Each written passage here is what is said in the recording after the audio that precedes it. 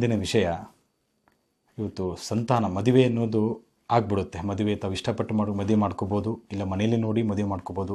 ತುಂಬ ಚೆನ್ನಾಗಿ ಅದ್ಧೂರಿಯಾಗಿ ಮದುವೆ ಆಗುತ್ತೆ, ತುಂಬ ಅನ್ಯೋನ್ಯವಾಗಿ ತಾವು ಇರ್ತೀರಿ. ಮದುವೆಯಲ್ಲಿ ಸತಿಪತಿಯಲ್ಲಿ ಏನೂ ತೊಂದರೆಗಳಿರಲ್ಲ. ಮಕ್ಕಳ ಸಂತಾನದಲ್ಲಿ ಕೆಲವು ಸಮಸ್ಯೆ, ಅಂದರೆ ಮದುವೆ ಆದ ತಕ್ಷಣವೇ ಕೆಲವು ಫ್ಯಾಮಿಲಿ ಪ್ಲ್ಯಾನಿಂಗ್ ಮಾಡ್ಕೊತಾರೆ, 1 ವರ್ಷ 2 ವರ್ಷ 4 ವರ್ಷ ಬಿಟ್ಟು ಮಾಡೋದಂತ. ಆದರೂ ಅವ್ರಿಗೆ ಕೆಲವು 12 ವರ್ಷ 10 ವರ್ಷ ಆದರೂ ಮಕ್ಕಳಾಗಲ್ಲ.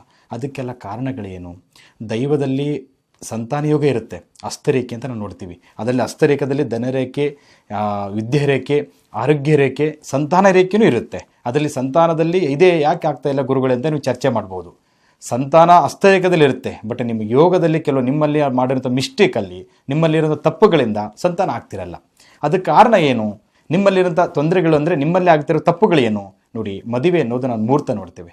ಮದುವೆ ಒಂದು ಡೇಟ್ ಆಫ್ ಬರ್ತು, ಒಂದು ಚೆನ್ನಾಗಿರೋ ಡೇಟು, ಮುಹೂರ್ತ, ಒಂದು ನಕ್ಷತ್ರ, ರಾಶಿ ನೋಡಿ ನಾವು ಮದುವೆ ಆಗ್ತೇವೆ. ಹಾಗಾಗಿ ಅದೇ ರೀತಿಯೇ ಈಗ ಮದುವೆ ಆಗ್ಬೋದು, ಎಂಗೇಜ್ಮೆಂಟ್ ಆಗ್ಬೋದು, ಒಳ್ಳೆಯ ರೀತಿಯಲ್ಲಿ ಡೇಟ್ ನೋಡ್ತೀರಿ.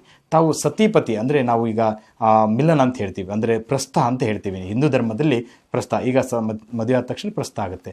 ಅದನ್ನು ನಾವು ಡೇಟನ್ನು ನೋಡಬೇಕು. ನಮ್ಮ ಹಿಂದೂ ಸಂಪ್ರದಾಯದ ಪ್ರಕಾರ ನಾವು ಒಂದು ಒಳ್ಳೆಯ ಡೇಟು, ವಾರ, ತಿಥಿ ನೋಡಿ ನಾವು ಸತಿಪತಿಯನ್ನು ಮಿಲನ ಅನುಷ್ಠಾನಕ್ಕೆ ಬಿಡ್ತೇವೆ. ಹಾಗಾಗಿ ನಾ ಹೇಳೋದು, ಅದರಲ್ಲಿ ಕೆಲವು ಗ್ರಹಗತಿಗಳು, ನಿಮ್ಮಲ್ಲಿ ಕೆಲವಾಗಂಥ ಗ್ರಹಗತಿಗಳು ಕೆಟ್ಟ ದೃಷ್ಟಿ ನಿಮ್ಮ ಮೇಲೆ ಬಿದ್ದಿರುತ್ತೆ.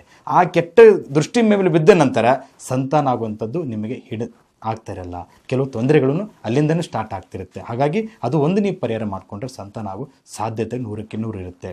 ಈಗ ಡಾಕ್ಟರ್ ದವಾಖಾನೆಯಲ್ಲಿ ಹೋದರೂ ತಾವು ಇಬ್ಬರಲ್ಲಿ ತೊಂದರೆ ಇರಲ್ಲ, ಇಬ್ಬರಲ್ಲೂ ಸಂತಾನ ಆಗುತ್ತೆ ಅಂತ ಹೇಳ್ತಾರೆ. ಬಟ್ ನಿಮ್ಮಲ್ಲಿ ಆಗಿರೋ ತಪ್ಪುಗಳಿಂದ ಕೆಲವೊಂದು ಸ್ವಲ್ಪ ತೊಂದರೆಗಳಾಗ್ತಿರುತ್ತೆ. ಇದಕ್ಕೆ ಒಂದು ಪರಿಹಾರ ಏನಂದರೆ ಸತಿಪತಿ. ಪ್ರತಿ ಸೋಮವಾರ ಶಿವನ ದೇವಸ್ಥಾನ, ಪ್ರತಿ ಸೋಮವಾರ ತಾವು ಶಿವನ ದೇವಸ್ಥಾನಕ್ಕೆ ಸತಿಪತಿ ಅಂದರೆ ಮಡಿಯಿಂದನೇ ಹೋಗಬೇಕು.